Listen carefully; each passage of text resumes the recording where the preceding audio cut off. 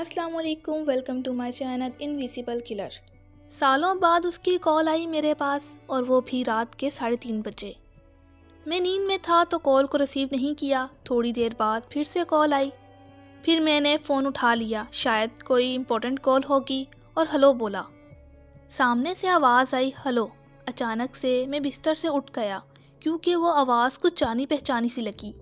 یہ آواز سنتے ہی بہت سی یادیں تازہ ہو گئیں، بہت سے غم تازہ ہو گئے، اور میں بے چین ہو کر پھر سے بولا ہلو، اور آگے سے آواز آئی ڈسٹرب تو نہیں کیا؟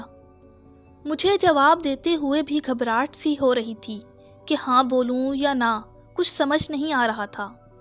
میرے دل میں سوالوں کا سمندر گھومنے لگا کہ آخر کیوں اتنے سالوں بعد میری یاد آ گئی۔ میں نے ہمت کر کے بولا نہیں بولو۔ اس نے کہا کیسے ہو؟ میں نے کہا ٹھیک، اور تم؟ تو آگے سے وہ روتی ہوئی آواز میں کہنے لگی ٹھیک نہیں ہوں۔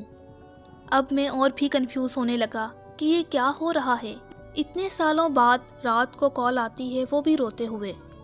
میں نے معلوم کیا تو پتہ چلا کہ وہ جس کے ساتھ تھی، اس نے اس کو کسی اور کے لیے چھوڑ دیا۔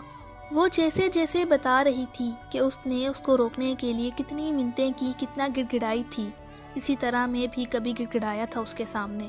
وہ دن مجھے یاد آ گیا۔ میری آنکھوں میں آنسو تھے اور چہرے پر مسکراہٹ تھی کہ میرے سچے پیار کی سزا اسے مل گئی۔ وہ روتے ہوئے مجھ سے معافیاں مانگ رہی تھی کہ مجھے معاف کر دو، میں نے آپ کے سچے پیار کی قدر نہیں کی، مجھے معاف کر دو۔ میری آنکھوں میں آنسو آ گئے اور کہا میں نے تمہیں معاف کر دیا۔ پھر اس نے مجھ سے پوچھا کیا تم مجھے اپناؤ گے؟ یہ سوال سنتے ہی مجھے وہ دن یاد آ گیا جس دن اس نے مجھے ٹھکرایا تھا کسی اور کے لیے، اور میں نے آنکھوں میں آنسو لیے جواب دیا کبھی بھی نہیں۔